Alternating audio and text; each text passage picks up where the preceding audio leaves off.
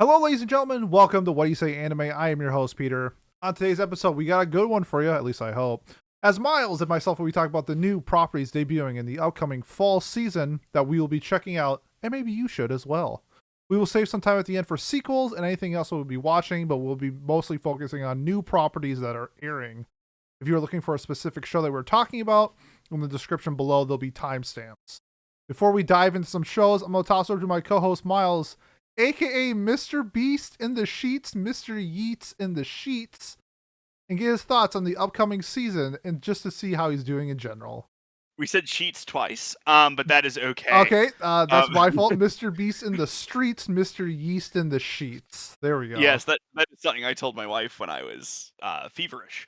Then she thought it was very funny. I'm excited for the upcoming season. We'll be talking about this in a couple of weeks here, but I really don't like this season. Ooh, okay. This current one. I mean, it's like the currently airing. Okay, got it. Yeah, the currently airing one. It's like I got like okay, I do admittedly have like a 10, and then I have like Same. like an 8 or 2 and some 7s and some 6s. There's nothing amazing besides the one show that I think is amazing. But yeah, so I'm excited for this. You know, new season means new anime, and there's some stuff that I'm definitely looking forward to watching. And there's stuff that I'm already looking forward to, like being a hater on. Oh, absolutely. You know what I mean? 100%. So like, yeah, that's where we are. I wonder if we're gonna be haters on the same show. That'll be fun. Maybe it's super possible. We'll talk about it yeah. in 3 shows or something. Yeah, something like that. Yeah. No, for sure. This season, I think it's been on my radar for a while. It's either the biggest season or maybe second biggest season behind Winter, just due to the popularity of the shows that are airing. Maybe not something like our cup of tea, but I feel like the overall sphere of anime, this is like a huge season. There's a lot of sequels coming out this season. That's why I want the preference, since we're going to be talking about new properties, because I mean, as much as I like ReZero, do you really want to hear me talk about ReZero Season 3? If you like ReZero, you're probably already watching it. But I think that has some pretty big properties airing, especially 2 like massive shonen properties that are, I would say, more of in this new gen bubble that are getting their debut. And we're going to be talking about those 2 in the first couple shows, actually. So let's get to one of them. The first one that we're going to be talking about is Dandadan. The synopsis: after being aggressively rejected, Momo finds herself sulking when she stumbles across a boy being bullied. Saved by her rash kindness, the alien-obsessed boy attempts to speak about extraterrestrial interests that he believes that they share.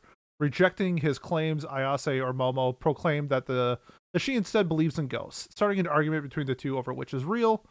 In a bet to determine who is correct, the two decide to separately visit locations associated with the extraterrestrial and the supernatural. Momo visiting the former and the boy visiting the latter. When the two reach their respective places, it turns out neither were wrong and both aliens and ghosts do exist. This marks the beginning of Momo and the boy's... I don't know why, that's why they say Momo and then the boy, as if he doesn't have a name. Ken, or what he's called in the anime, Otorun or something like that, as they attempt to fix the surreal, supernatural, and extraterrestrial elements around them in their normal life.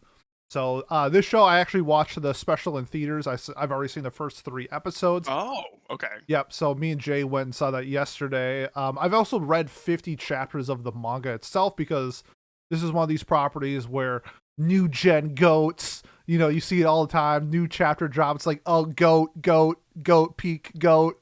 And we have those conversations every whatever Tuesday the chapter drops. So this has been getting a bunch of steam. And I've read... it's like the first like 4 arcs of the manga, and I do think that this is a very good series. I would not put it in like a new gen goat category, but I do think this is really fun. It's being done by Science Saru. This is like the first big, I would say the first big project Science Saru is taking on after oh my god, what's his name? Yeah, who did fucking Inuo? Help me out. You're better at this than I am. Let me check. Who did Aizoken? What's his name? Yusua. Yeah. There we go. Yuasa. There we go. Masaki. Yeah, you know me. I host an anime podcast. I know my shit. So this is like, to me, like the first big project Science Saru is taking on since Yuasa sort of passed the helm over to the studio themselves. Like he's not really like overseeing like most of the projects that he was doing before. And I gotta say, like in terms of animation, this is a very Science Saru-esque show. I think it matches the tones of something like Aizoken, a little bit more, I would say, different at times, but still like really well animated. It's a lot of fun. It's a heavy battle shonen romantic subplot between the two casts. It's a good time. Miles, what's your thoughts on Dandadan? Yeah, I'm excited about this. I'm not the world's biggest action battle shonen kind of guy. However, this has, you know, there are some ingredients in this action shonen pie that I tend to like, right? So you have your supernatural elements, aliens, ghosts. Love that stuff in my shows. You combine that with what I think looks like pretty good character design, and then Science Saru animating it at the helm. It feels like a show that I'm at the very least going to check out. And I'm not like opposed to battle shonen inherently. There are plenty of shows that I enjoy, like JJK and like older ones like Full Metal Alchemist Brotherhood and all of that. So I'm excited to watch this. I've heard pretty much exclusively good things about it. I don't think anyone's been like, "Oh, this is bad." You Yeah, know. yeah. Yeah. So I'm excited to see what Science Saru can do with like a longer running show like this. You know what I mean? They normally do pretty like this will probably get a season 2, It's already right? confirmed for 2 cores. I forgot if it's split or if it's continuous, but it is getting Okay. 2 cores of content.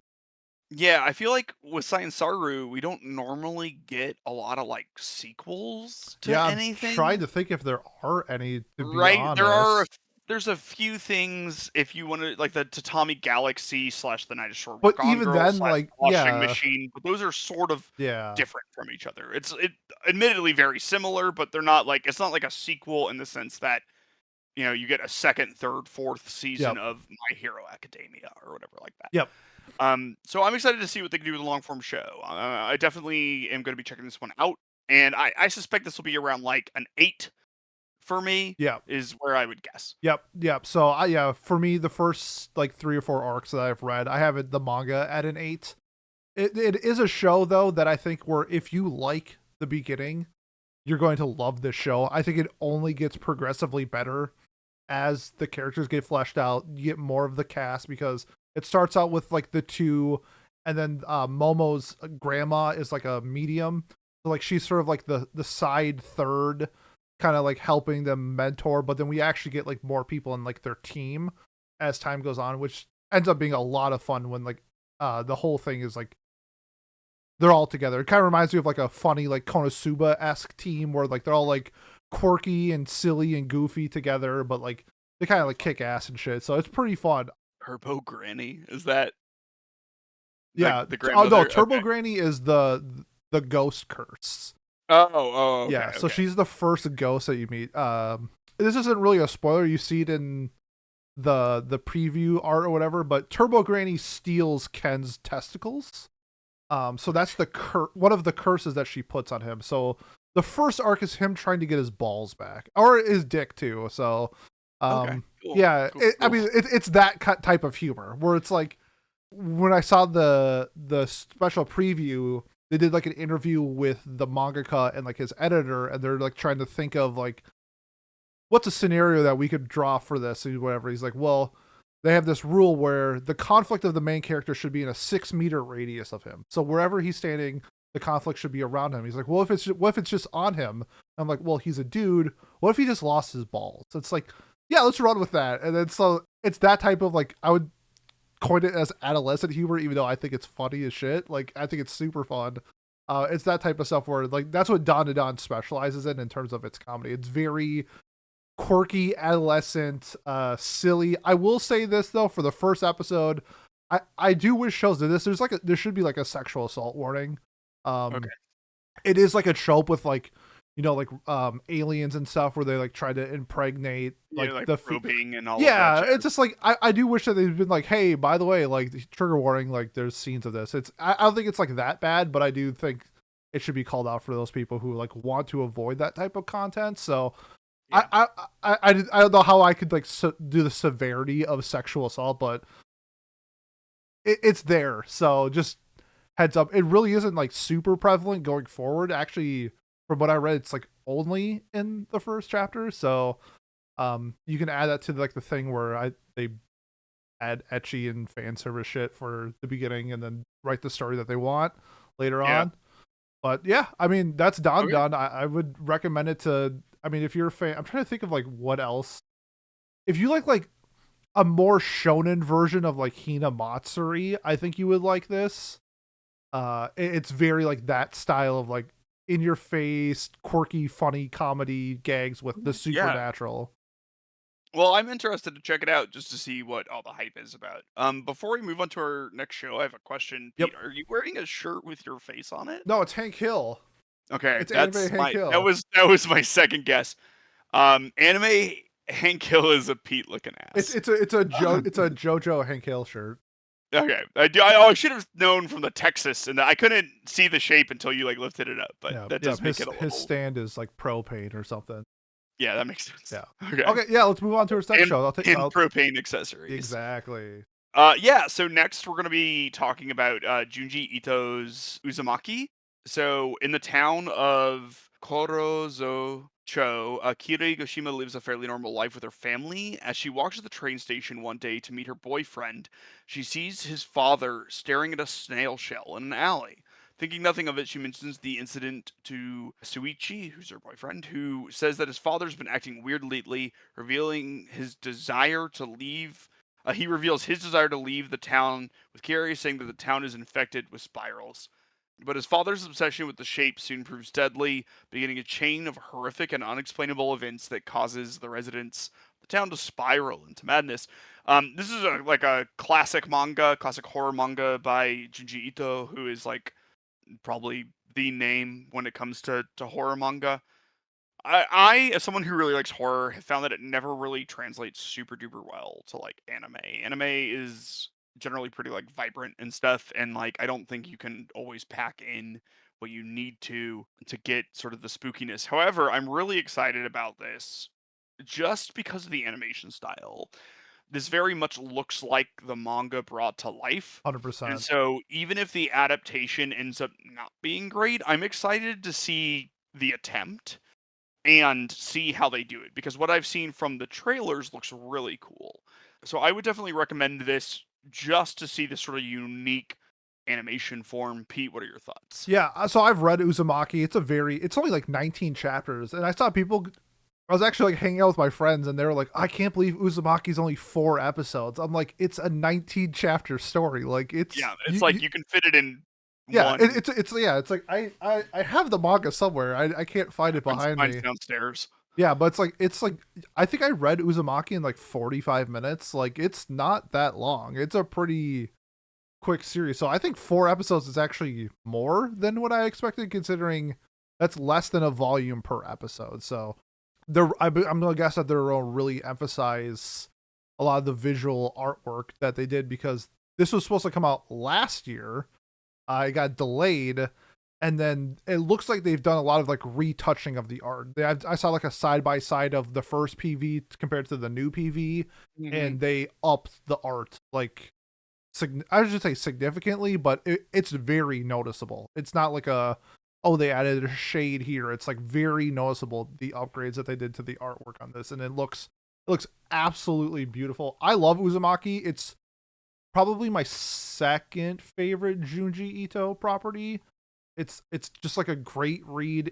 I think it's more like fucked up in the head than like scary. Yeah, The spirals are, I mean, when you see slug people, like that's just fucking gross, like straight up. Like like I don't like slugs.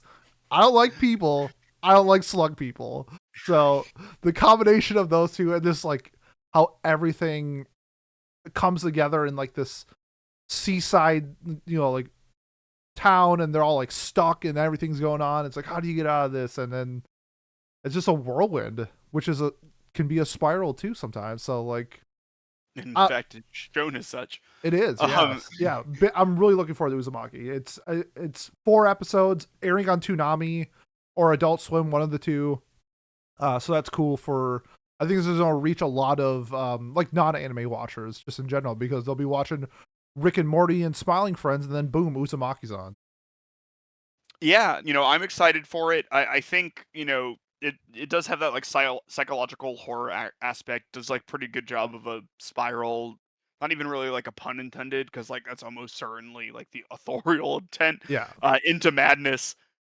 So I'm excited about it. I think it's going to be good, and we've been waiting for it for a little while, Mm-hmm. and so hopefully we have like a good payoff. But at the end of the day, it'll be 4 episodes, so I'll probably just watch it one way or the other. But Yeah, I'm excited to see. it seems like a really good like watch club show. Like I think most people are very familiar with Junji Ito. Maybe if they haven't read his work or seen some of his anime, they know the name. It's like he's that prolific in the sphere. So I think it'd be really cool to check out and talk about, whether it's watch club or the review that we'll be doing. But I was at like a Newberry Comics a day or two ago, and they had like a Tomei shirt. And yeah, it said like, my girlfriend Tomei isn't dead or whatever, and mm-hmm. it's just like, it's an anime that is definitely in like the public sphere, or a manga author that's in the public sphere, without really any popular anime adaptations, Yep, which is impressive. very So impressive. I think that's just what name recognition can do to you when you are the person for like one specific thing. It's like when you think horror manga, I think 99% of people's minds go to Junji Ito. So Junji, yeah. when you hold that, then you get that recognition. So yeah, this is really high up on the list. I just think the art's gonna be beautiful, and I really enjoyed reading Uzumaki. So just looking forward to seeing the anime adaptation of it. Let's move on to our next show. I know Miles is absolutely jacked for this one. Blue Box. Taki, a third-year student in junior high, attends EMI Academy, an integrated school with a major sports program. Having joined the high school badminton team, Taki tries to attend open practice as early as possible, but no matter how early he goes, he always arrives second in the gymnasium. The person one step ahead of him is Chinatsu Kano, a first-year student in senior high and Taki's crush. Chiatsu is the rising star of the basketball team, and the gap between her and Taiki could not be greater. Although Taiki is a decent badminton player, his popularity is nowhere near Chiatsu's, making it less likely for his feelings to be reciprocated. However, in a strange twist of fate, she ends up living with him. Wanting to become worthy of her, Taki pursues the same dream as his crush, to participate in nationals. Taki starts training harder than ever before for the sake of building a strong relationship with his new house. So, I'm going to get the positives out of the way first, because I got some things to say. Because I have read 106 chapters of Blue Box. So I have a very good understanding of this. First of all, if you like this show, you're getting 2 cores of it. I'm pretty sure it's consecutive. The PV art is gorgeous. This anime is going to look so pretty. I'm very looking forward to one of the other girl characters is like a synchronized dancer. I'm looking forward to like her animation in those scenes. And the badminton scenes in the manga are done really well. The basketball scenes I think are fine, but I am looking forward to like the actual sports elements of this show. Now the bad. This isn't like a spoiler or anything. This is a romance. He has a crush on a girl. You've seen it 100 times. Things are going to happen between the two. There are so many roadblocks that this show has that drives me crazy, where it just like, you're going to love it, Miles, because you hate when the couple is actually a couple. You like the chase. If you like I do. If you like the chase, you're going to love this show. Because there's a lot of chasing. Like, a lot. Like, you're going to run, and you're going to fall, and you're going to get back up, and then you're going to fall again. But the characters are super fun. There's a character named Hina, who is best girl, clearly best girl. Anyone who doesn't say Hina is best girl, you're lying to yourself. She has a whole bunch of fun. I can't wait to see her animated, because I loved her in the manga. She has one of like my favorite like chapters in general. In like manga, I think it's done incredible. If you've read the manga, chapter 75 for Hina's chapter is fantastic. It is like a fun like rom-com sports show. I don't know if anybody's ever seen Baby Steps out there, but it reminds me a little bit of Baby Steps. There's not really like a whole lot of, I'm trying to think of like sports romances. I feel like a lot of times like the romance is like kind of secondary, where this is, I think, more of the forefront. It's because like she lives with him, like they have a lot of interactions together. It's not about the goal is to go to nationals, but like I feel like the sports aspect comes second in this show. So if you like romances with like a side of sports, which to me screams me, which is why I was kind of disappointed with reading the manga, you'll probably like it. I think you should give it. I think most people should give this a shot. And get your own opinions. But just because I was pretty invested in it, I wanted to rant a little. Miles, your thoughts on Blue Box? Yeah, so I mean, I've only heard your opinion here on Blue Box, right? So, and while I do love the chase, sometimes I don't love the chase. Like, the show that's airing this season, Gigi Harem, when we were doing our initial impressions, I was like, these people should just start dating. It And then they feels like, did. yes, and A yeah, strange twist turn. Yeah, the show didn't change in any demonstrable way. Just like I said, it wouldn't. agree to disagree. You think it changed? A little bit. Yeah. I don't know. I really liked episode 11. I think, and you know what? We're not here to talk about this. Yeah. We'll talk Okay. about this later. But it was like sort of the opposite of what I thought would happen, and I liked that. Okay. But so we'll have to see how good the chase is. People do go through their whole high school lives in like little will they, won't they, and they just like take forever to do it. Like I definitely know people. 100%. Yeah. So like if it feels like it's done in a natural way where there are reasons they're not doing this, then sure, I'll have a good time. It'll be nostalgic. If it's stupid, if there are dumb reasons, like not even like even dumb in the sense of like high school reasoning, because then I'll be annoyed by it. So we'll have to see. It looks really pretty, which is a plus. Though I have been betrayed by pretty looking rom-com type shows before. It's generally a genre I don't really care how it For looks. sure. And so we'll have to see. I think the general reception of this is good, Yeah, right? I would say most people enjoy it. I guess for me, I think I've said it a lot of times on the pod where quote shonen romances just like don't do it for me anymore. To me, it always feels like they're dragging out the story to get more chapters out. Like you didn't have to do chapters whatever 80 through 100 to get to 101. You could have went from 79 to the next one. But I don't want to give any spoilers away, but like you said, if it feels natural, I 100% agree. If it's like a natural roadblock in a relationship, I'm cool with that. In this story, I didn't really get it. Like, Okay. yeah, it was more of just like, I'm about to confess. Oh my god, the truck is crashing through the barrier. He's gonna kill us. Like, where did that come from? It's like, what? I'm exaggerating. There's no truck that kills people, but like, Oh, okay. Because I was about to be no, like, that'd be lit. penciling in the 10. Oh, 100%. But it's like one of those things where it's like, where did that come from? Like, why is this here? Like, Okay.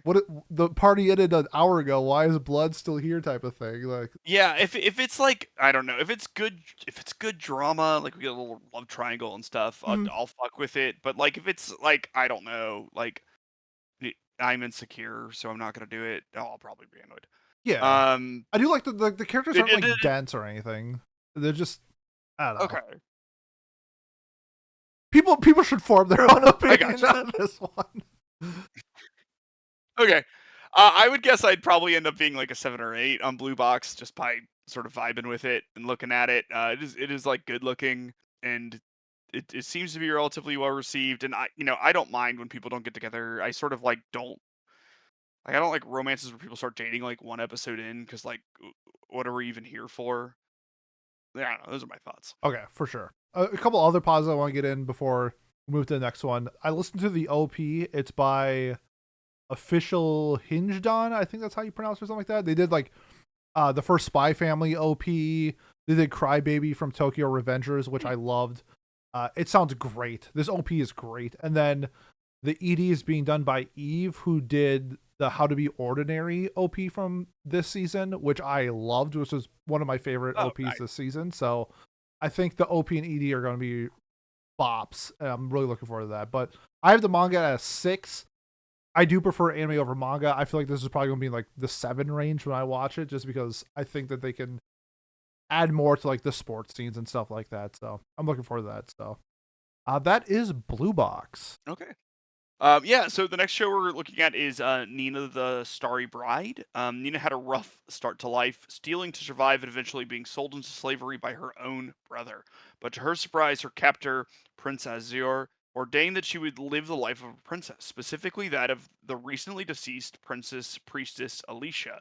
But despite her changing fortune, Nina won't give up on her old life without a fight. And Azure might just be the one to finally match her wits. But how much can she trust Azure? And can she stop the feelings budding in her heart, knowing that she must eventually marry another? Really not a whole Yeah, lot. this just seems.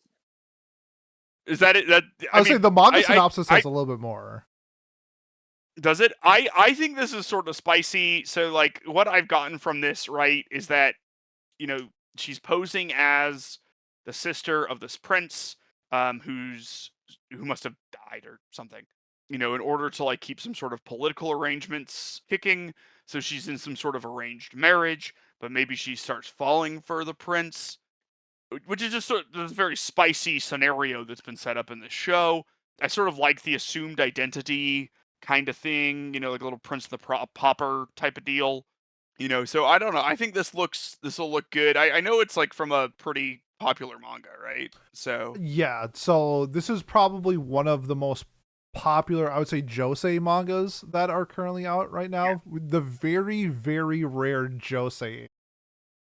Um, I know, which is neat, right? Like the it's always good to get more of yeah, those. I'm like going through the list of like notable joseis that we've gotten. Dog Signal aired last year, but that wasn't on any streaming services. There was like a Love of Villainess Kill or one. whatever. Love of Kill is like whatever, Or- but look at like the last big one was like Raven of the Inner Palace. That one was pretty well Oh yeah, like widely well received. Um, Oku was a josei, right? I think it's a shojo. I think it's a josei. Hold on, pause. Hold on. The beauty of having a computer is we can look this up on the fly. It is a shojo. Oh, Serialized okay. in Melody magazine, which appears to be a shojo magazine. Well, there we go. It also looks like there was a plague that wiped out the land for 5 years, aka COVID, and and then looks like she's like teamed up with like a bunch of ragtag people to steal from the wealthy. So she's Robin Hood. Yeah, that's like based as fuck, Yeah, right? 100%. And but then she has to like become a princess, but like maybe she uses that power to like be based as fuck. I don't Yeah. know. We can only hope. I'm excited to watch this one. This is definitely one that stood out to me while reviewing. I think Nina's design goes ham as fuck. I love the little. I don't know what the thing is she wears on her head that looks like kind of like cat ears, but not cat ears. I think it's like a. Oh, it's like a bow headband or Yeah, something. that thing is Yeah. so cool. It reminds me of Anya a little bit. Yeah, this is just Anya in a fantasy world, maybe. But I've heard nothing but good things about this manga. I know people who have reread this like 2 or 3 times. Shout out to Crimson. I know that she really loves Nina, and yeah, I this is more of like it was on my like plan to read, but then it got announced for an anime, so then I'm just waiting to watch it. Who's it being done by? It's being done by Signal MD. Did they do anything of note? Oh, they did Words Bubble Up Like Soda Pop. I really like that movie. Ah. Recovery of an MMO Junkie. Yeah, so this is probably like a mid-tier studio, I would say. So I would expect average animation from it. I really don't. I don't think you're gonna get blown away, which I think kind of sucks because the manga, from what I've seen, looks pretty nice. So I this is high on my list just because we get like one josei a year, maybe. So because of that, like it's super high on my list, and I'd just love to like give it a shot and see how it goes. Yeah, I'm checking out a preview right now. So like to me, this sort of reminds if you took like the animation from like Seventh Time Loop Hmm. and you stepped it up a little bit. It sort of seems to be what we got. It still Oh, has some of cool. those, like, negative qualities that Seventh Time Loop had, in my opinion, but I don't think it looks that bad. Of No. course, Yeah. it's a preview, so they're showing off. We'll have to see. Yeah. In before production problems and episode 4 Yeah, is yeah. delayed a week or Episode something like 4 that. is delayed for 7 years, and yeah. No, no, it looks cool. Yeah, I think it's like a love triangle between that Azure character and somebody named Set, who Yeah, has this guy with the white hair, white he hair and looks. black, yeah, and red eyes. So he's a Yeah. vampire. No, so So he's cool. he I'm is pro cool. him, Oh, without knowing any of his okay. Just actions. for the bet, I'm Team Um, Azure. okay, great. Let's run Yeah, it. and let us know in the comments who is correct. Ooh, I I just read a think spoiler for Azure. I should not have done that. Whoopsies. you still Team Azure? Yes, but it does seem like there's something a nice twist to the show. So Okay, cool. I'm excited then. yeah, so if you're on Mal, don't click the Azure spoiler on his name because Who who would have ever guessed that's that was well, a lot of times it's like age 16 and you click spoiler, it's like he's actually 18. It's like, oh, who gives a shit? It's like, oh no, this is a huge spoiler. sort of like Mencho spoiler or whatever? Whatever. It is what it is, but I think the twist will still be cool, even knowing ahead of time. But Okay. yeah, I kind of wish I did know more other than I know a lot of people who like this. Well, we're gonna find out soon, Yeah. right? Like, as we're previewing it. I mean, I think it's interesting, just the different dynamics you have here. You have her like torn between two different love interests, that are potentially politically opposed to each other, and then you have her getting used to her new like bourgeoisie bullshit lifestyle while coming from like a poor sort of background and like stealing from rich people and stuff. There's a lot of different dynamics you can have in that scenario. Maybe her old family pops up in some way. They seem like scumbags. Who knows, right? Oh, So it'll be interesting to see. 'Cause, like, what if she gets recognized or something? Like, hell yeah. there's a lot of fun that we can have here, and so I'm excited to see where it goes. Fuck yeah. All right. Nina, the Starry Bride looks great, looks pretty. Can't wait to check it out. Next up, show I'm very interested in. I even called this out in our mailbag episode. This was Trillion Game. Meet Haru, a charismatic communicator beloved by all. Regardless of age or gender, he may come across as easygoing, but beneath that facade lies an unwavering ambition for success. When offered a prestigious position at the nation's largest IT company, Dragon Bank, he does the unexpected, turning it down in the favor of embarking on an entrepreneurial journey alongside his friend Manabu. Their audacious objective: to amass a staggering $1 trillion. Now let's introduce Manabu, a brilliant engineer armed with a remarkable IT acumen. Personality-wise, he is the antithesis of Haru, introverted and a tad awkward, so Miles is going to hate him. Having faced Yup. rejection from Dragon Bank due to his communication challenges, he joins forces with Haru, sharing in the colossal ambition of earning that elusive $1 trillion. So, few things. One, the guy who wrote this did Dr. Stone. I am a fan of like Dr. Stone's writing. I think it's really fun. It's being done by Madhouse, my favorite studio ever. So of course I'll be watching this. It reminds me a lot of like The Social Network. Is kind of the vibes that I'm getting. That you have two people. You have your Andrew Garfield. You have your Jesse Eisenberg.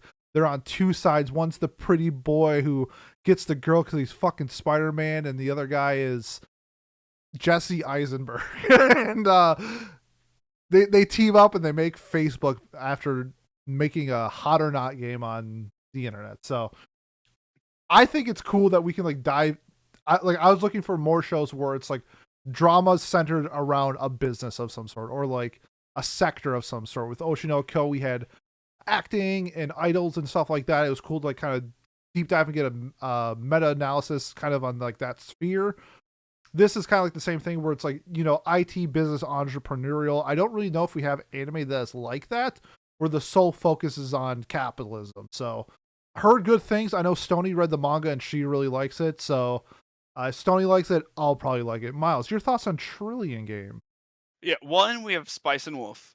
Two. But that's different. That's like I mean, it is about cap. Don't get me wrong; it's 100% about capitalism. But that's like they're trying to be like middle class. Like these guys are trying to be like if Elon Musk and Trump were in the Omegaverse and they had a baby and it spawned Olivia Rodrigo and Taylor Swift, and then they were in a Megaverse, and then they had a baby, and they accumulated all of their funds from all their net worth, and then they boom, trillion game because they'd be worth $1 trillion. How's that I'm not sound? gonna like that show. You're not gonna like this one or the one I just made up? Well, no one would like that one. What? That you Taylor just made Swift's up in it. is- I don't care. But I guess Trump's also in it, so that makes sense. There's a lot of issues there. 100%. I don't know. To me, this just sort of seems silly. I don't know. It's sort of. Did you like Social Network? Yeah, but like I came out of that thinking Mark Zuckerberg is a sociopath. Oh yeah. He's a hobgoblin. He's a lizard person. And like I don't think Trillion Game is trying to make us think that our two main characters here are fucking psychopaths for trying to get $1 trillion. That is kind of psychopathic behavior. And that's what it's like, you know that scene from Austin Powers or whatever where like Dr. Evil's been like frozen for however long and he comes out, he's like $1 million, and they're like, actually that's not much. Yo, inflation. Yeah. So he's like, okay, $1 billion, and everyone's like, oh, and freaks out. This is like that, but we're not at the point yet. Like this joke is being made too early. Oh, sure, I see what you're saying. Yeah. You know, I'm interested to see like how they try to make $1 trillion, I guess, because like that's so much fucking money. I can think of some ways. I can't. You know how like Samsung owns like 20% of Japan or something like that, or like what's the Chinese company that owns like everything? Oh, yeah. Yeah, it's something. I bet if it's something along like those lines, like you could probably make a shit ton of money, or you could be an oil baron. None of those people have $1 trillion. I bet there are rumors that like the Saudi family has like $1 trillion. They just hide how much money they have. Okay, sure. Yeah, so like okay, if this shows them becoming like dictatorial and using like their power to oppress minorities and like invest in foreign sports, then maybe I'll like it. Sports. I mean, yeah, I mean you're right. It's just funny. Yeah. But like, have you watched the PV? No, I haven't. Okay, so like some guy is like skateboarding in a boardroom for some reason. Okay, hey, Cat brother, that's sick. I just don't think we're gonna get there. I think it'll be goofy. Yeah. Yeah, like I don't think there's gonna be a lot of focus on business. I'm gonna say because like if you were focusing on business, you wouldn't be like, let's get $1 trillion. Like that's just not like a thing. I'm curious to see if they do this without stealing from people. Yeah.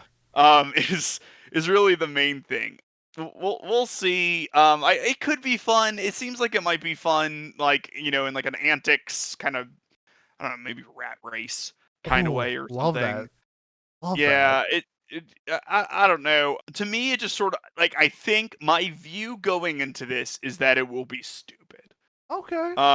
And like I guess you can be good. It can be stupid and good. Like I will fully admit it will. Like that's possible. There are a lot of shows that have dumb premises that have fun with it.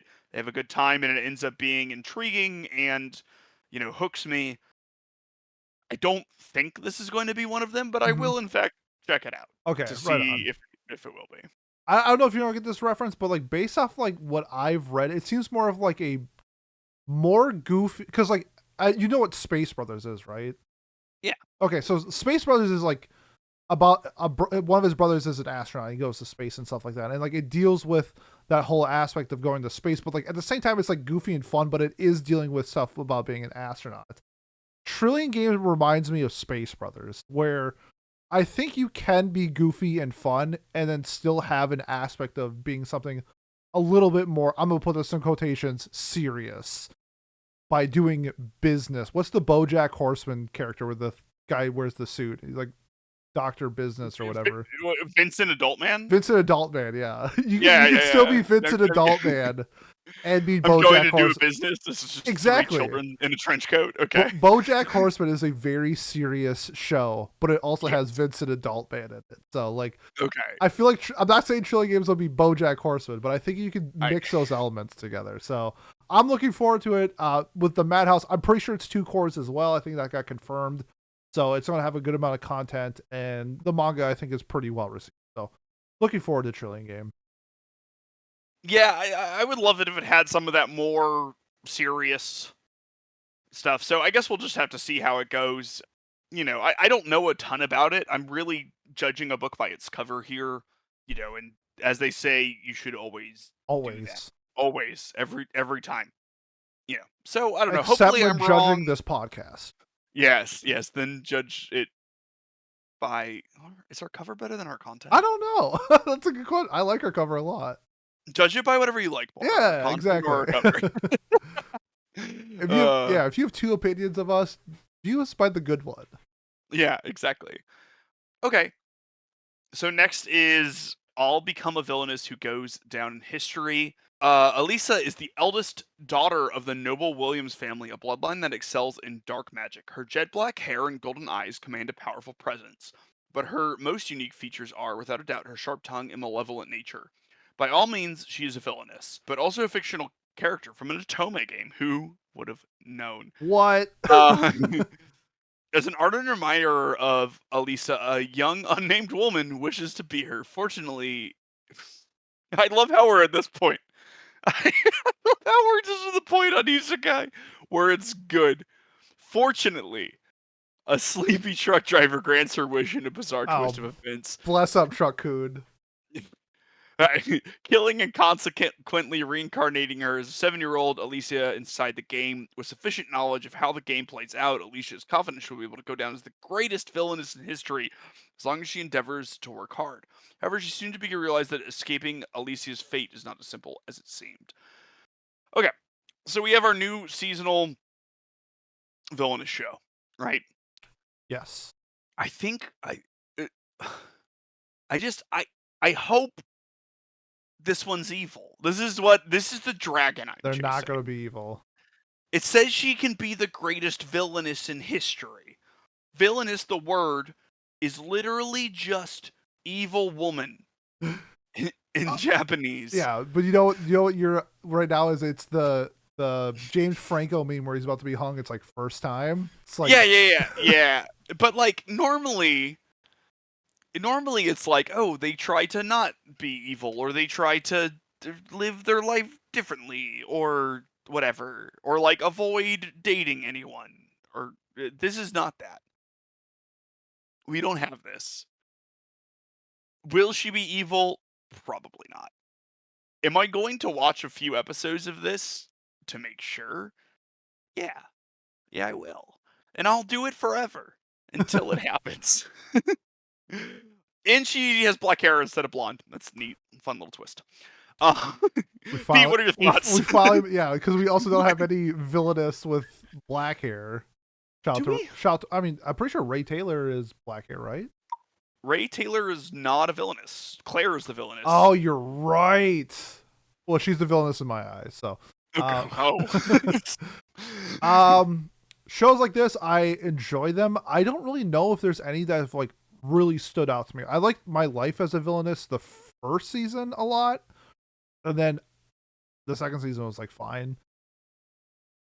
This is probably like I'll watch it. I'll watch every episode, and I'll probably give it a 7. Like that's what this vibe is to me. If she looks fun. I like her design. Like her design doesn't look like a love triangle, but it looks like it's set up in similar where there'll probably be like 8 dudes competing for her. But it's an Otome game. Yeah, 100%. I guess it's like, what's it called? Like My Next Life as a Villainess or whatever, where it's like they have like 7 suitors, but like one is clearly probably going to win. I feel like that's kind of the same vibe. Yeah, even I'm in love with the villainess, right? There are like multiple male suitors in that. There's like 4 or something like that, and then she just is like, "Lol, I'm gay," and goes after Claire. So like, Okay, villainous shows that you would stand out is my favorite would be Time Loop. Time Loop is up there, but like it's like it is a villainous show, isn't it? I'm going through the list. I liked Villainous season 1. I liked 7th Time Loop.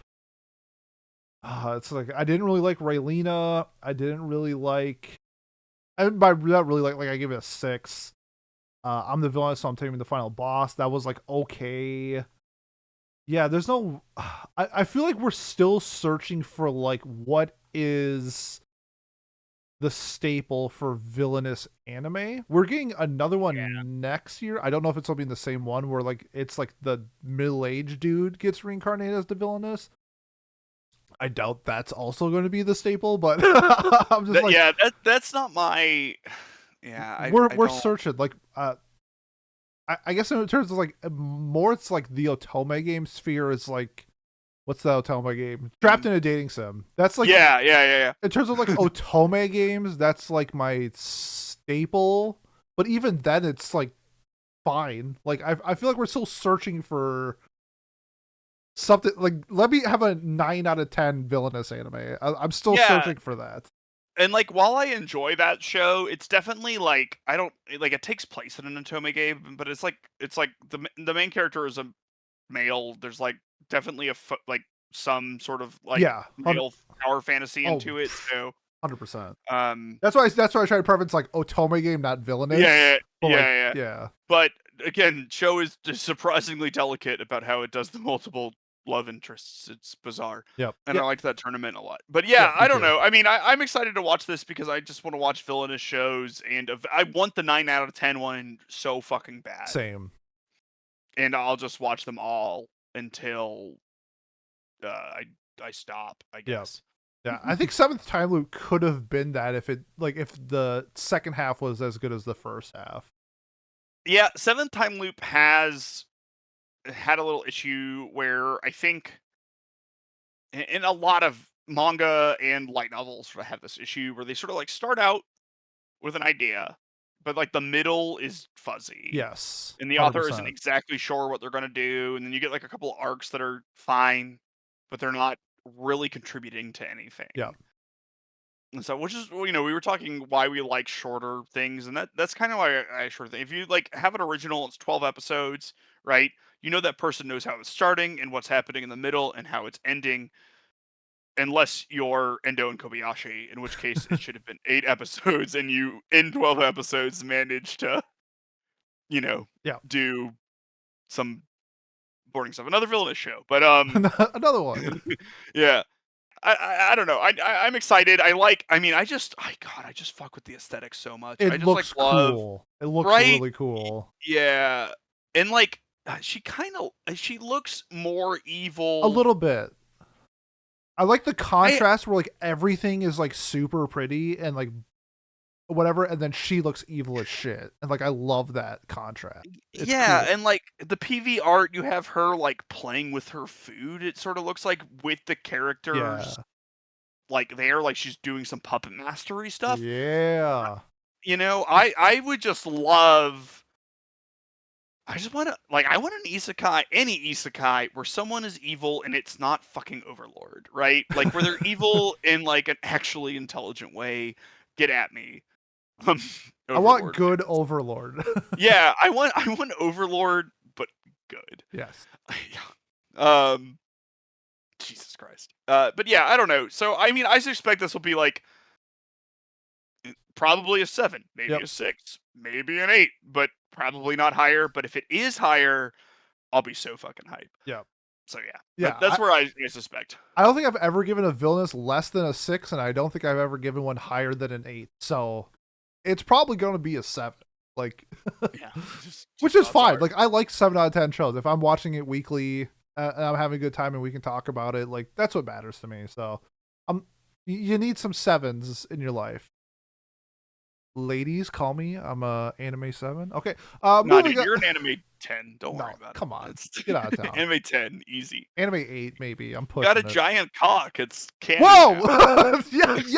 yo! Hold on. If you want to get sick references like that,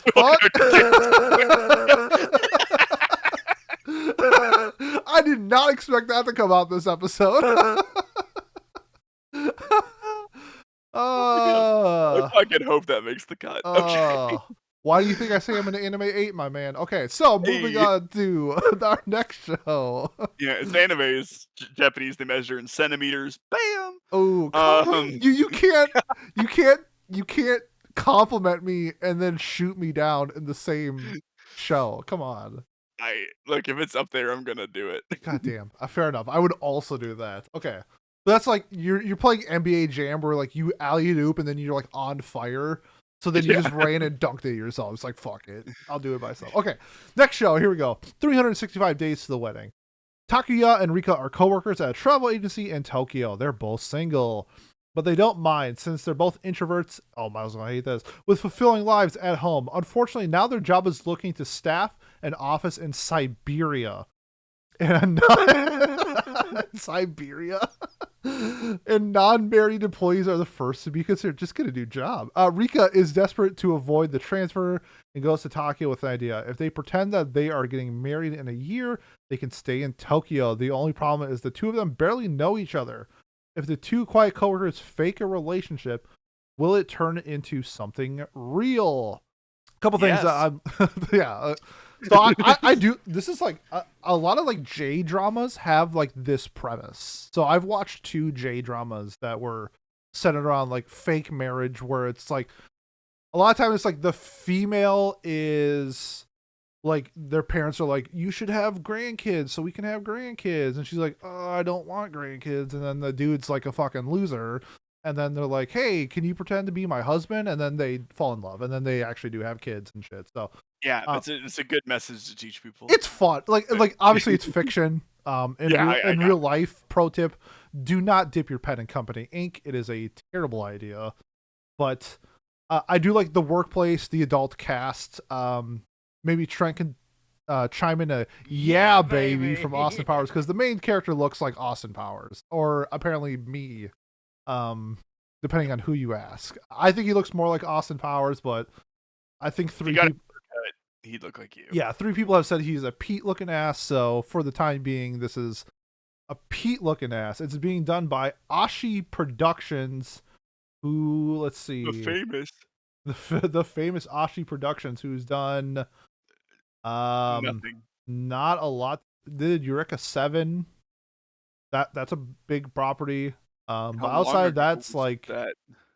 whoa, They've done a lot of Macross. Yeah, like I feel like looking at like what they've done, this feels like a debunked studio, and then they got like revitalized, but it's like under new ownership, and now they're doing workplace romances instead of Offside, a soccer anime, or a Ranma 1/2 look-alike ripoff. So Fairy Princess Minky Momo is a character I recognize, but that's like a Maha Shoujo from like the early yeah, 80s like or this something. these anime are from so long. There's an F-Zero anime. This anime was done in, this doesn't even have a year. How that's how old this anime is. So I have no idea what to expect. The PV art looks normal. It looks like my You know what senpai is annoying or something. that is exactly what I was thinking Yeah, we of. telekinesis, Um, baby. yeah, I was gonna say exactly that show because it looks exactly like it. It So does. Which I enjoyed it. I actually have the manga. The people who can see my screen, I have the manga right here next to me. you having the manga, 100% a sign that you like the show, and Oh, not I'm just gonna a love this sign show. that no. I was just joking that if you I feel like you're at a store that sells manga. If you see anything you recognize the name for, you buy it. You're like, oh, I hated this anime, and you like buy Cop. 4 volumes of it. Cop. Yeah. Miles, what's your thoughts on 365 Days to the Wedding? We'll see. Okay, cool. I'll give this a 7. Great input. I mean, I don't know. This is definitely like when I was looking through shows, like I picked this one out for you. This is like a Pete show. I think this could be like a show that I would like. Pretending to be married can be fun. It just depends on how they advance their relationship Mhm. and all of that. I find a lot of time in my personal view, you get these like adult cast romances, and they end up being really similar to the high school cast romances in every way except for setting. And it's just like, I don't know. Like, I can put up with the will they, won't they sort of stuff because that's what I was like in high school. That's what a lot of my friends were like in high school. But like, you grow up and you just sort of start dating people. And so hopefully it sort of gets figured out a little quicker. I wonder if they address if it's legal or not to send single people to Siberia. I mean, that's like a punishment. Yeah, it's just like In also they're a travel agency who travels to Siberia. Like No, I you get definitely want to set up an office in Siberia. rent must be super low, or they're getting some form of subsidy from the government because Siberia population, 36 million for the entire giant yeah, area of Russia. it's like the size of the United States or something. It's humongous. Yeah. So and it's Oh my cold. God. A population density of 2.8 per kilometer squared. That is insane. Yeah. I'm guessing most people live in like 3 towns or something. That's probably true. Yeah.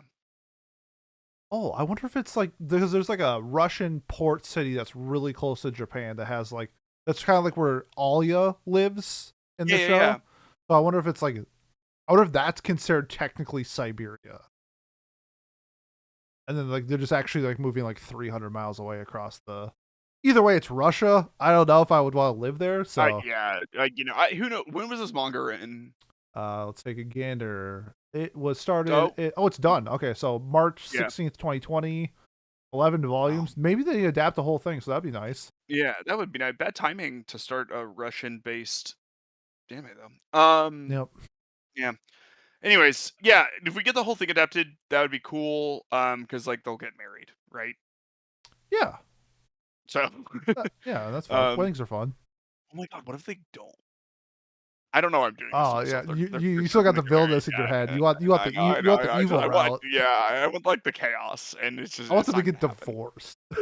Yeah, I want them to get married and realize it was a huge fucking mistake, and one of them moved to Siberia to get away from the other one. You want one of Um, them to be truck-cooned with the girl from the villainous one, but only that girl gets reincarnated, and the other one just dies. I love that we've gotten so far where it's just like, fortunately, they fucking die. Woo! Thank God this truck killed me. They, Yeah. they really like this anime character, so they fucking died, and it Yes. was good because they got reincarnated. Oh goodness. Oh. Okay. We can move Speaking on. of dying, I don't think this one's dying. I think this one's time travel. how does she time travel? I don't know. Would you mind reading the synopsis for me, Miles? I will. Thanks. Jill Savelle, fiance of the crown prince. Why is no one named like Steve?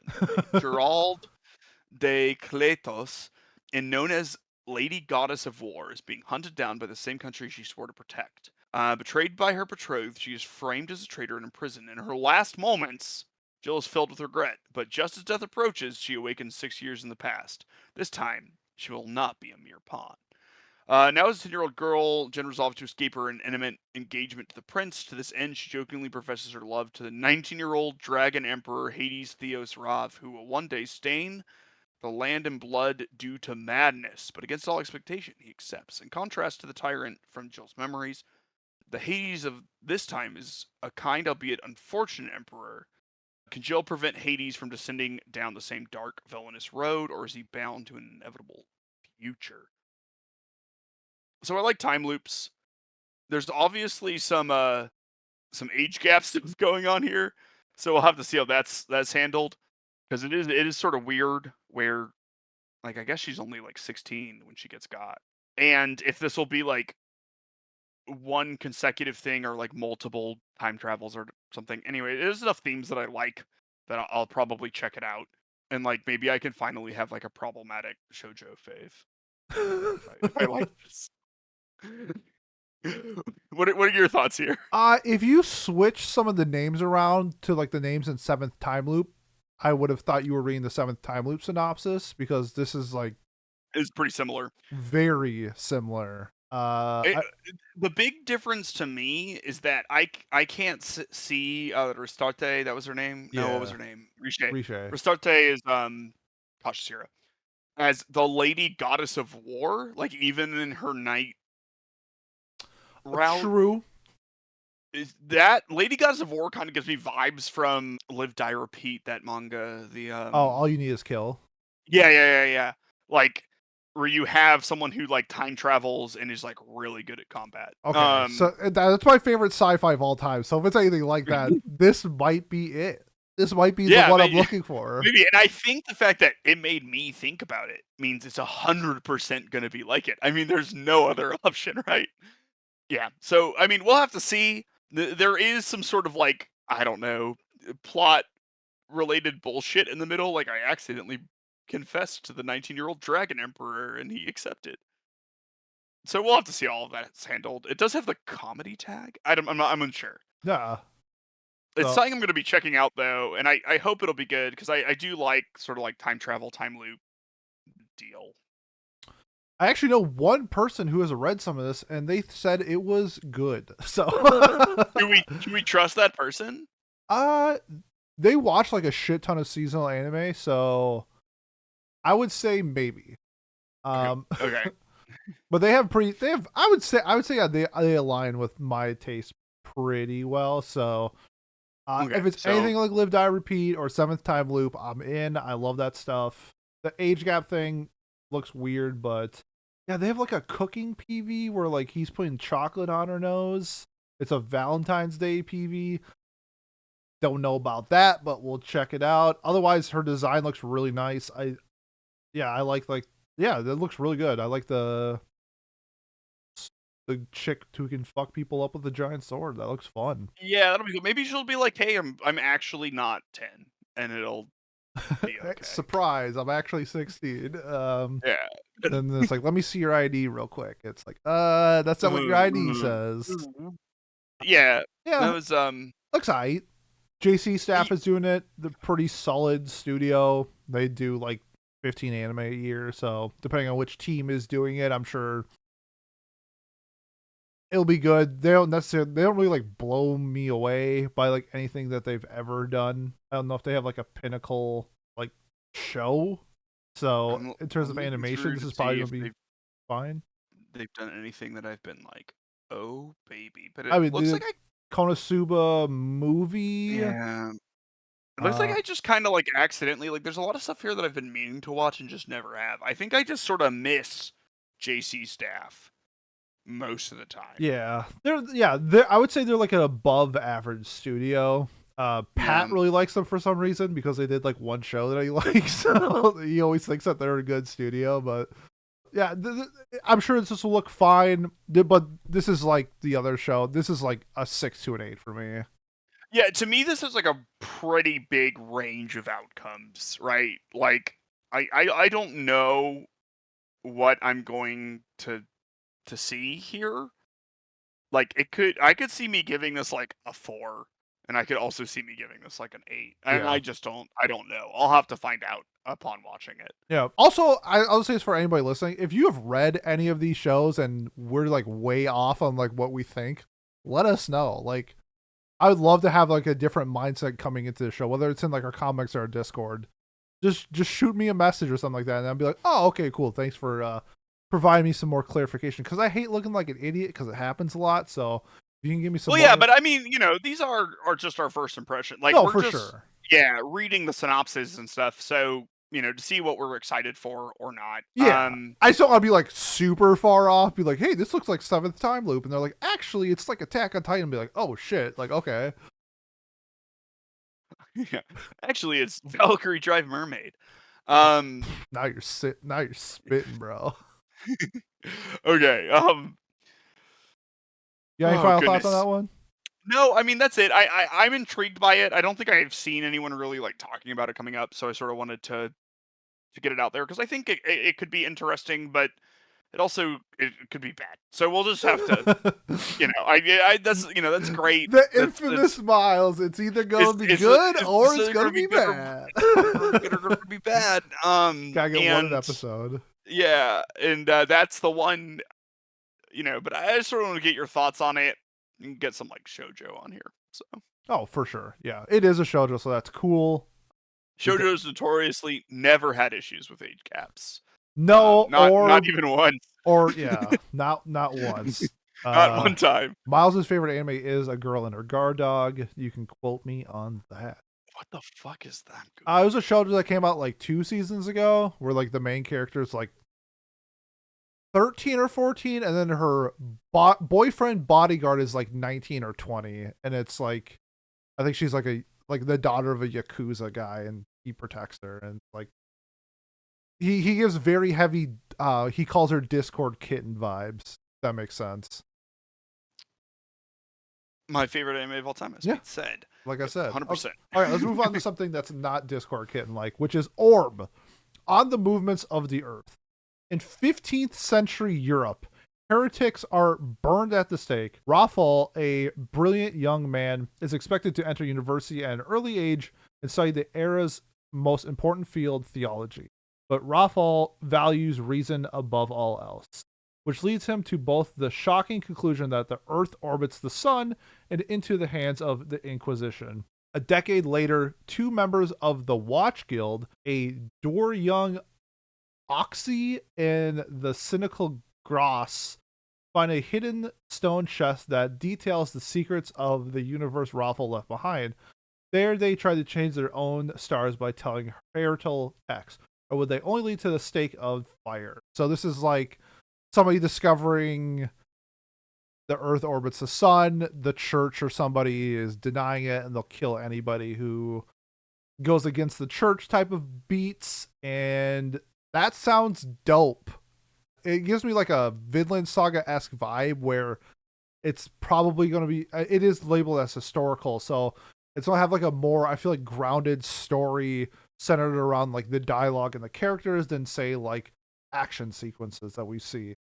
This looks great. This sounds like an absolute banger. It doesn't have that many members on Mal.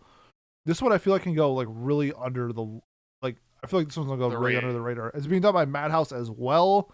It only has 62 chapters, so I think there's a chance. I think it might be 2 core, so I think there's a chance that this is fully adapted, and this is one that's being simulpubbed on Netflix. Miles, what's your thoughts on Orb, the movement of the Earth, or on the movements of the Earth? Yeah, I'm excited for this. It's like I'm interested to see how much like Vinland Saga it is insofar as like Vinland Saga has like historical figures on this, and like I don't think Orb will, just based off of like looking at it. So seeing like how they change history around to make it like a little more exciting and everything will be pretty interesting. I also I'm always curious how these science things will go. You know, there are like shows where you have like a scientist character, and it's like I kind of like scientists portrayed as boring because we are. Um, and you know, science is sort of like a multi-step thing, you know, with like the experimentation and everything. And so like I hope it isn't made too it's not too like livened up or whatever. This is sort of an issue I have with like Senkyu, is that like he never does like science, he does like engineering, and he's also like was like, oh my god, and now there's fucking fucking airplane. 'Cause you put a tomato with the potato, and this is an airplane. Oh, I Um love it when he does that. that happens, quote me. And, you know, so but this sort of seems like y- you know, it has to have at least some of that groundedness, just like based on the setting and everything. Mm-hmm. You know, so I'm definitely looking forward to this. I've heard good things about this one as well.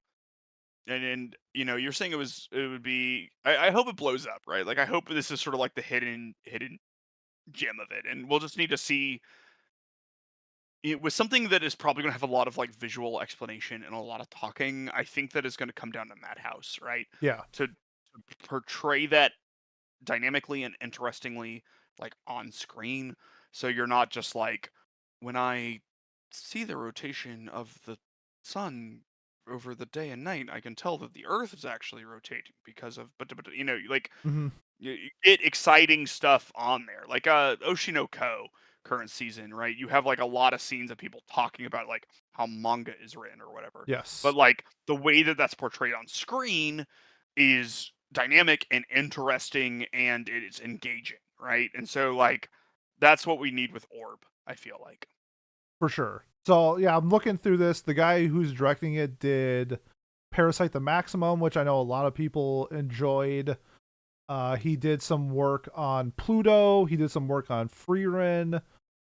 He looks like a pretty ventured, I would say, like storyboard animator slash director. So that's cool.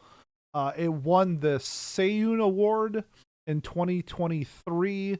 Other works that have won this award are stories like Delicious in Dungeon, Girls Last Tour, Knights of Sidonia, Full Metal Alchemist, Pluto, 20th Century Boys, Planet S, Parasite. So it's in good company of like at least whatever award show this is usually picks pretty solid stories that have won it. So for some reason in 2020, Batman Ninja won this award. So it might be good. I've seen the anime movie; it was ass. So Okay.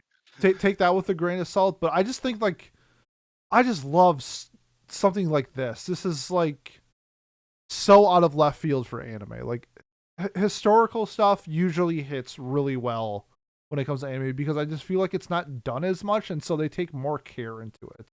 I know next year or next season we're getting Leviathan, which is a historical, which is going to be nuts. The guy who does all of Ghibli's music is doing the music for it. Oh, nuts. It's gonna be crazy, and Studio Orange is doing it, which is just great, like so good. But like, I do like historical anime a lot, and especially when it's like centered in around like Europe. So I guys feel like they do more research than they would normally would. It just looks cool. It's like it's a very unique story about the Earth and how it rotates and how we rotate and how the universe rotates. I like unique stories like that. I really cannot wait for this one. This is one of my like this is probably top 4 or 5 shows this season for me. I'm looking forward to. Yeah, I'm excited about it too. It'll be interesting again to see how like historically accurate it is, just because one of the characters is named Galileo, so like Sick. it, Could just be a it'll be interesting. coincidence.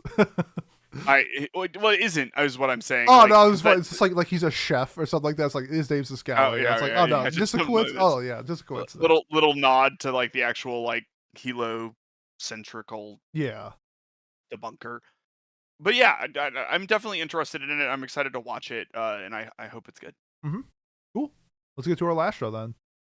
Okay, our last show is Studio Dean's Yakuza Fiancé. Oh god, so much words.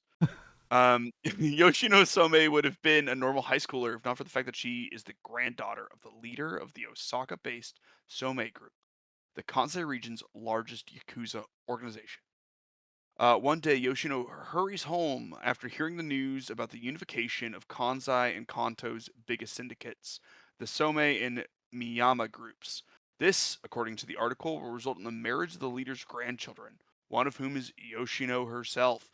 Despite her best efforts to annul the arrangement, Yoshino has to go to Tokyo to visit her fiance, who is unexpectedly nice and charming. Who ever would have guessed? Um, During this first meeting, Yoshino is swept up in various events and becomes unable to refuse moving to Tokyo, which is why, half a year later, she now lives with the Miyama group.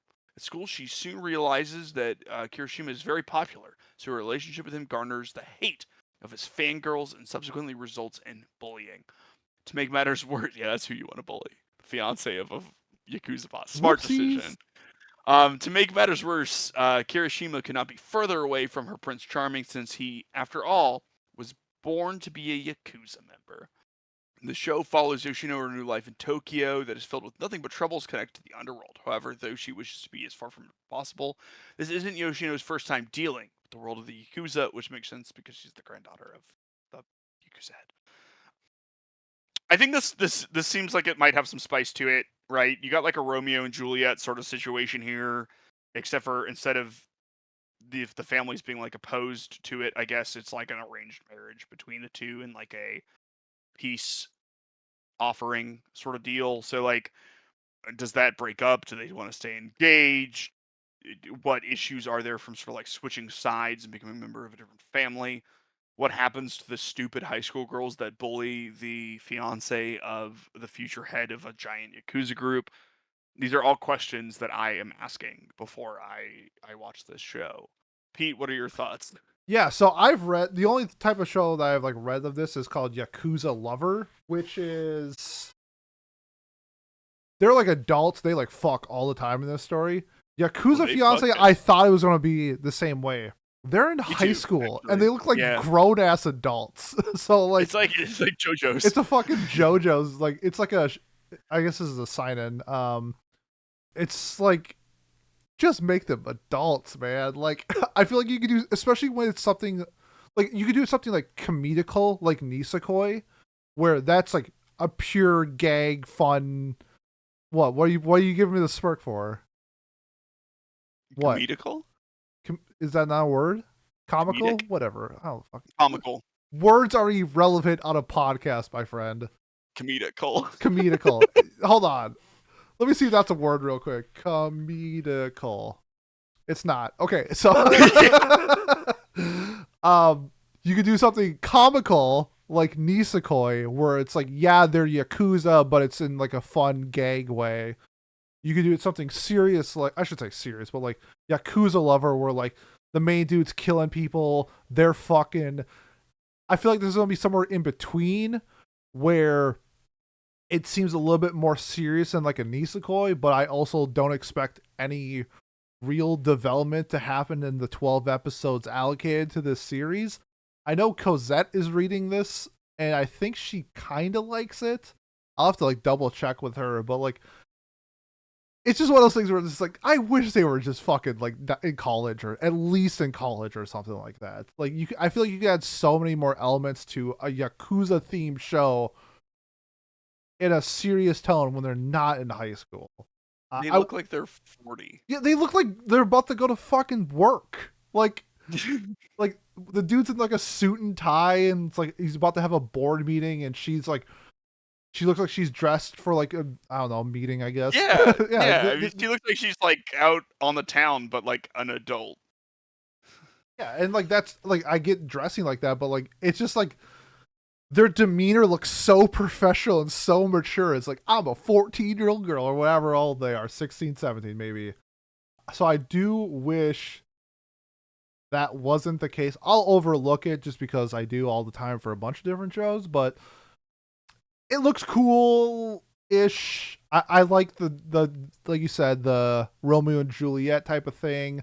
I liked Nisekoi. I like Yakuza Lover, so I do like that element of incorporating crime into your fake relationship. It's like 365 days with murder. So yeah, I'm like so on it. I'll give it 3 episodes. I'm more excited for this than I am the introverts getting fake married one, because What? this. Color be shocked. Okay. Well, like, because like someone's introverted in this, right? Did I read that? Nope, Maybe. I didn't. I'm lying. I was like, she I doesn't look introverted. He doesn't look introverted. Yeah. Anyways, the main point being, there's more likely to be crime in this, and we all know crime is cool, So right? cool.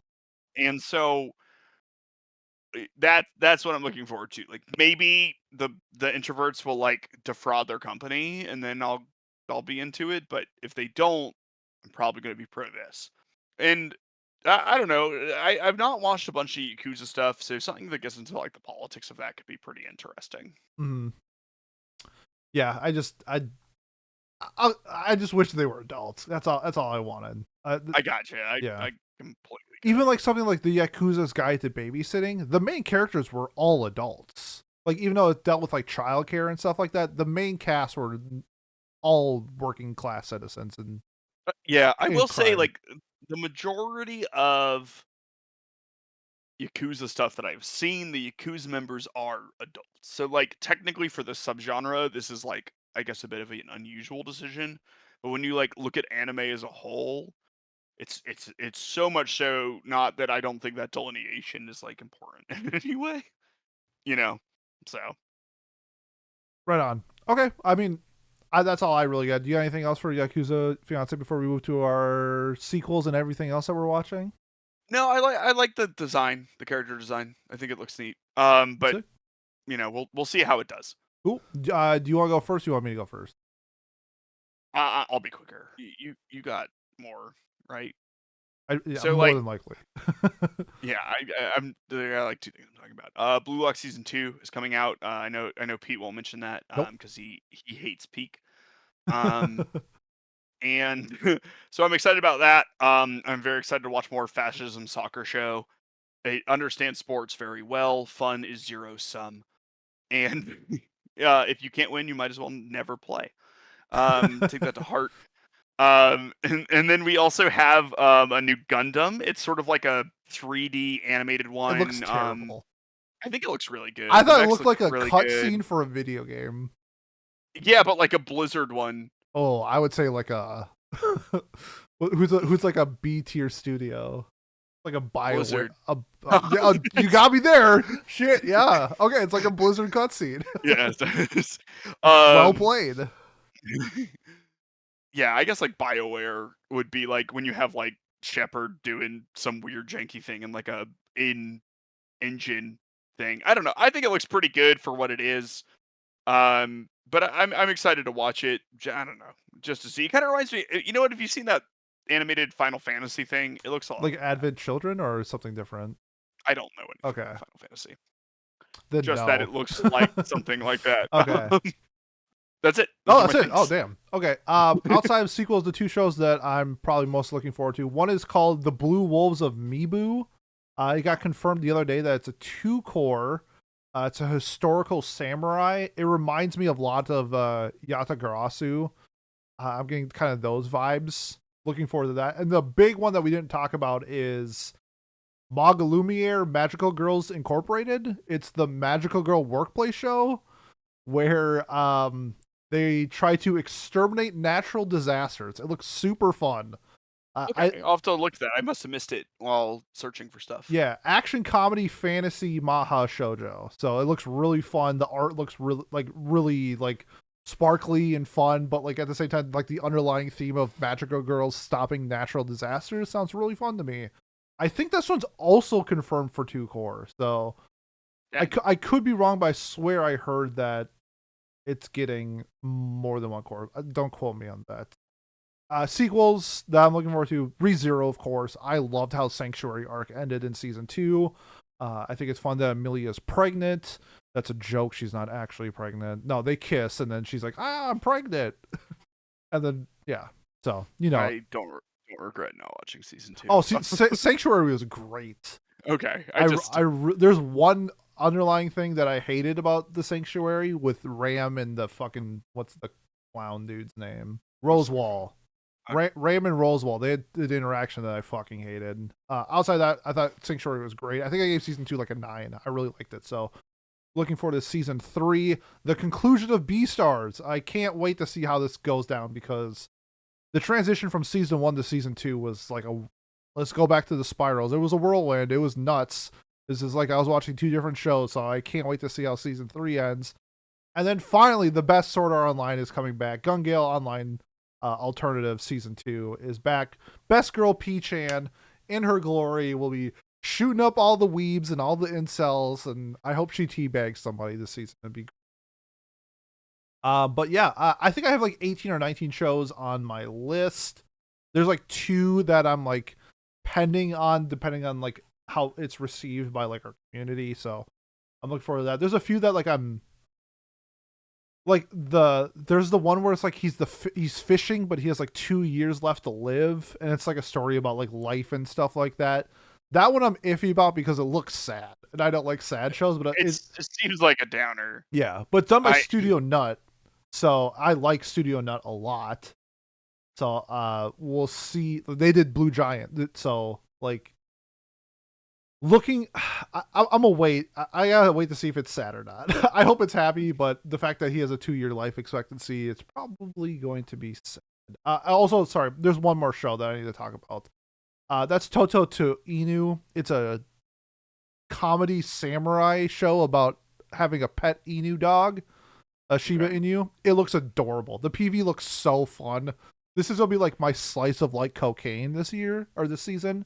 It looks great. So that I think is about it. Yeah, I really can't think of anything else that I will be actively watching, but let us know what you're watching, whether it's in our comments.